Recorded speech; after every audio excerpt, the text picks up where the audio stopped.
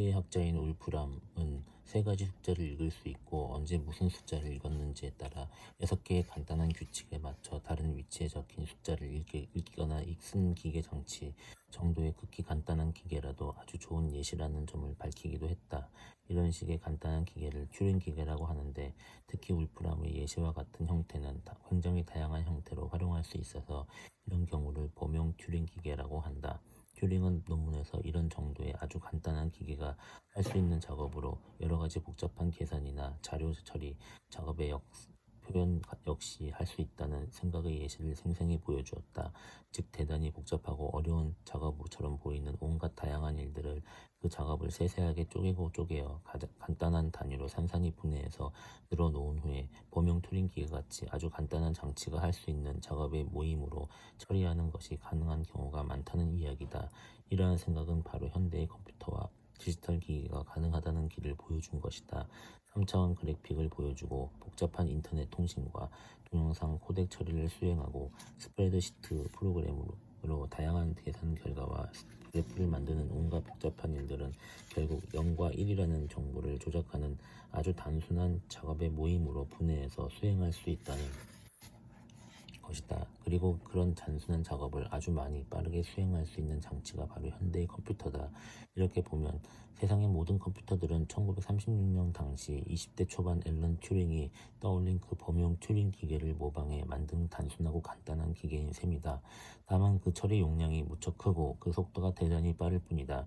훗날 튜링은 디지털 컴퓨터의 여러 활용 가능성을 설명하면서 자신이 생각한 범용 튜링 기계의 아이디어를 불러내곤 했다. 예를 들어 1948년의 보고서 지능을 가진 기계에서 튜링은 만능 논리 계산 기계를 언급하면서 범용 튜링 기계의 발상을 이용하여 디지털 컴퓨터의 능력을 예상하고 그 한계를 추측해 보려는 방식을 제시했다.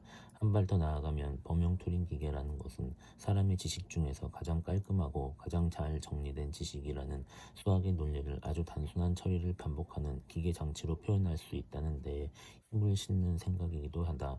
이것은 사람의 지성과 지혜를 결국 분해해서 쪼개고 쪼개면 몇 개의 형태에 따라 단순하게 움직이는 물체로 표현할 수 있다는 느낌을 준다. 그리고 이런 느낌은 지식, 지능, 사람의 생각, 사람의 능력이 무엇인지에 대해서 색다른 생각을 이끌어내는 단서가 될 수 있다. 이러한 방식은 튜링은 인공지능에 대한 문제를 다룰 때에도 종종 활용했다.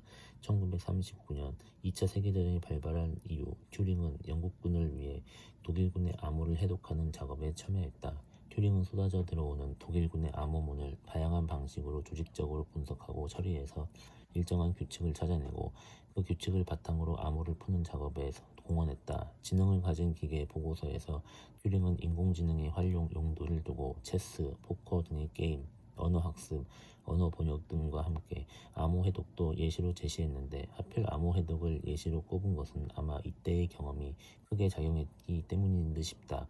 한편으로 요즘 인공지능 기술이 활발히 활용되어 상품으로 나온 대표적인 분야가 게임, 자연어 처리를 이용한 인공지능 비서, 번역기, 소프트웨어라는 점을 보면 튜링이 당시 예견이 60년이 지난 현재 상당히 잘 들여맞고 있어 놀랍다.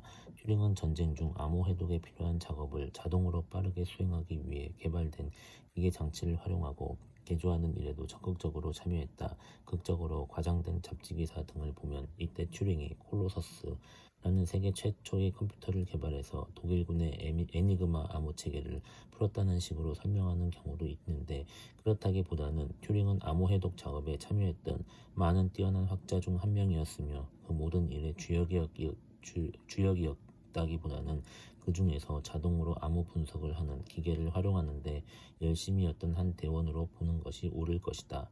튜링은 이런 작업에 성실히 임했고 성과도 좋은 편이었다고 한다. 또 한편으로 이 무렵은 같이 암호를 해독하던 동료 수학자 존 클라크와 튜링이 약혼을 했다가 튜링이 소수자 전체성 때문에 약혼을 포기하던 시기와도 겹친다.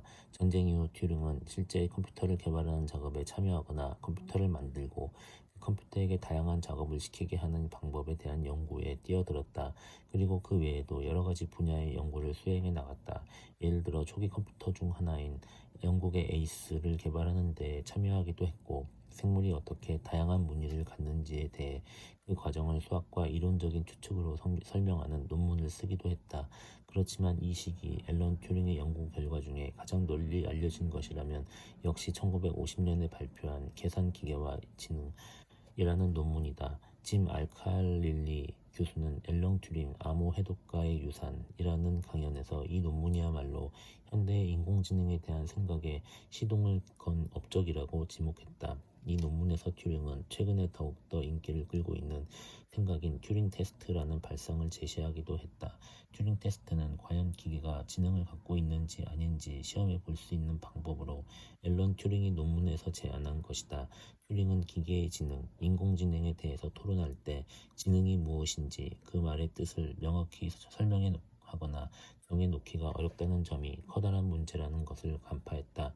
게다가 적당히 이러이러한 것을 지능이라고 하더라.